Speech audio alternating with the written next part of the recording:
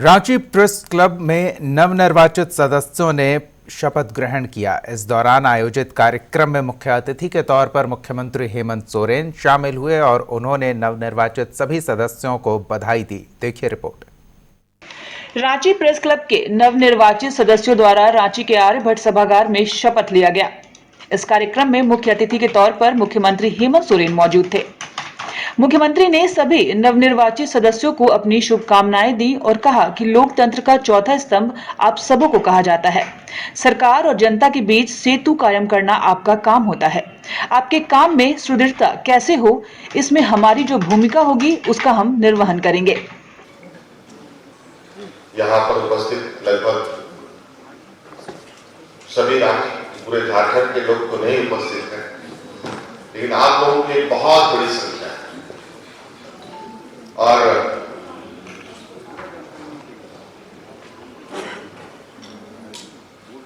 आप लोगों के माध्यम से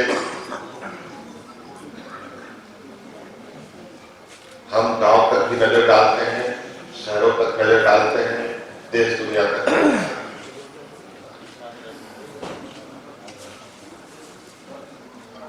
हमारी भी कोशिश रही कि आप इस प्रेस क्लब को और मजबूत हम लोग बनाएं। आपके अध्यक्ष जी ने कई चीजों को अभी आपके समक्ष रखा है। निश्चित रूप से इनकी बातों को सरकार ग्रहण करती है और आपके लिए भी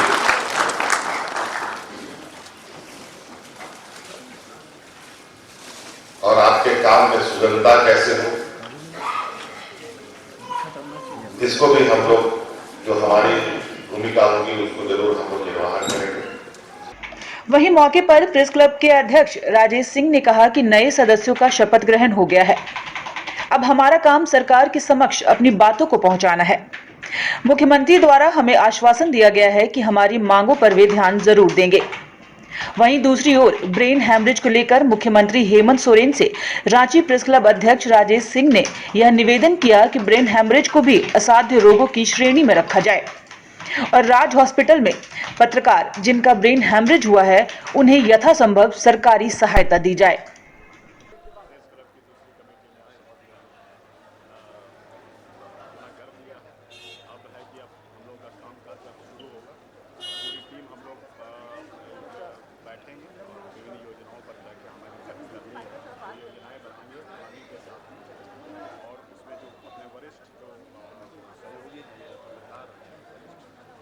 उनके साथ बैठ के हम लोग एक प्लान तैयार करते हैं।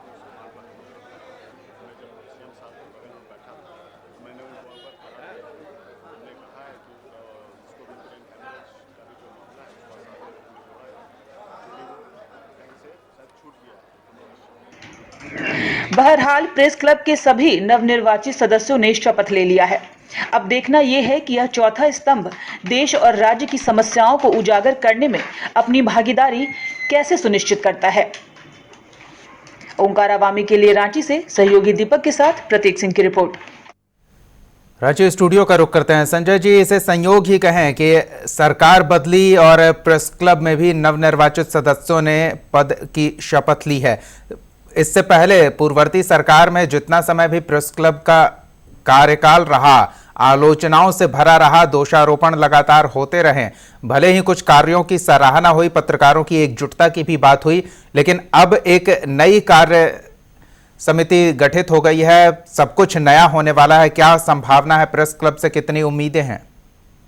देखिए दीपक, स्थितियां ऐसी हैं कि तत्कालीन सरकार ने ही प्रेस क्लब की स्थापना की थी और उसने वादे किए थे कि बहुत सुविधाएं दी जाएगी, लेकिन ऐसा कुछ हो नहीं पाया। लेकिन पदभार ग्रहण करते के साथ ही युवा मुख्यमंत्री हेमंत सोरेन ने कहा था कि पत्रकारों की सुविधा का पूरा ख्याल रखा जाएगा।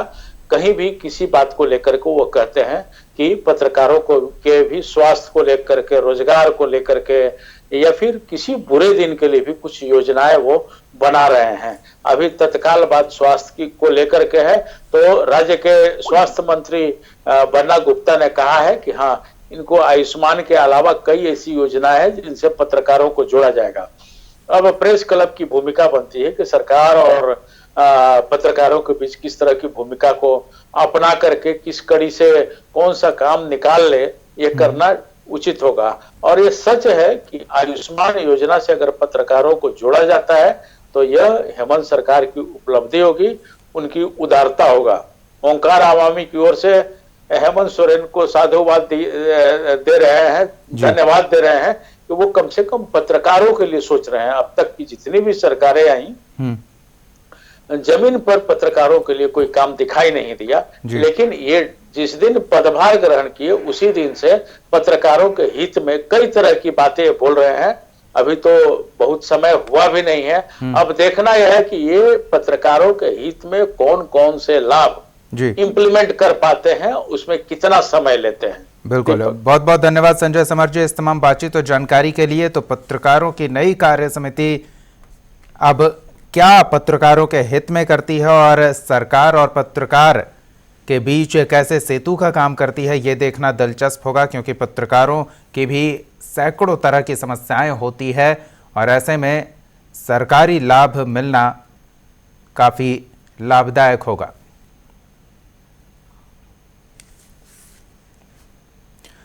स्कूलों की मनमानी की शिकायतें अब तो आम हो चली है। लगातार इस तरह की शिकायतें सामने आती है। अभिभावकों का आर्थिक शोषण किया जाता है स्कूलों द्वारा और कई तरह के प्रावधानों को जबरन लाद कर मोटी फीस वसूलने का धंधा सा चल पड़ा है। ऐसा ही एक और मामला सामने आया है, देखिए ये रिपोर्ट। ऑटो से बच्चों को स्कूल भेजने पर अब रोक लगेगी।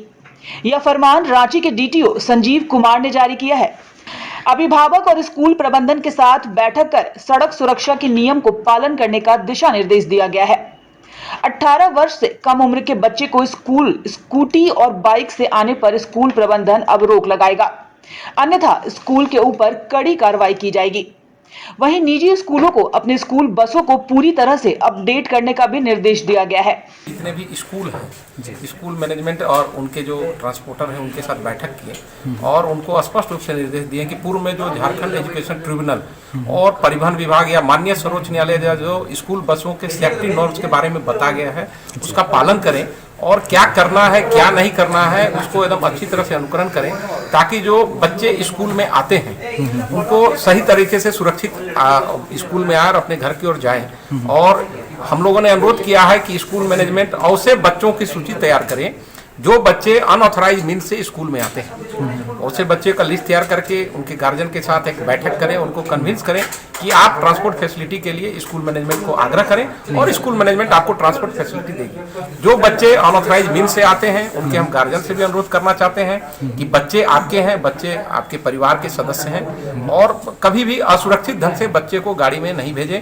जो भी गाड़ी का आप यूज करते हैं आप देख लें कि जो ट्रिब्यूनल का आदेश है उसके नॉर्म्स का पालन करते हैं कि नहीं।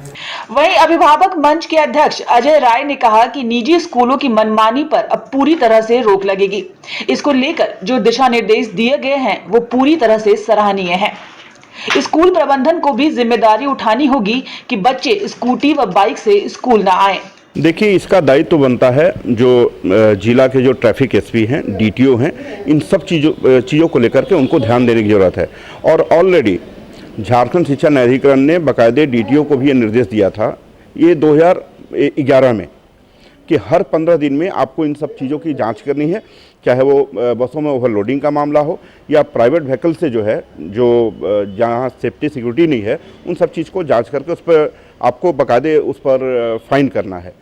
लेकिन यहाँ पर काफ़ी दिनों से मैं देख रहा हूँ कि इन सब चीज़ों को ये लोग पूरी तरह इग्नोर किए हुए हैं। लास्ट ईयर एक जो ट्रैफिक एसपी थे उन्होंने इस चीज़ को बहुत संज्ञान लिया था और ख़ास करके जहाँ पे ऑटो में भर के जो बच्चों को ले जा रहे हैं, जो प्राइवेट वैन में बच्चों को ले जा रहे हैं, वहाँ पर कहीं कोई सेफ्टी सिक्योरिटी नहीं है। उन परिस्थितियों में आपने देखा होगा कई इस तरह की घटनाएँ हुई जहाँ पे ऑटो में बैठे हुए बच्चों का जो है एक्सीडेंट होता है और वो डेथ कर जाते हैं। ये सारा दायित्व बनता है आज प्रशासन के ऊपर में कि कम से कम इन सब चीजों पर ध्यान दे और खासकर स्कूल एडमिनिस्ट्रेशन का भी ये जिम्मेवारी है। बहरहाल स्कूलों की मनमानी से आए दिन अभिभावक और छात्र परेशान नजर आते हैं।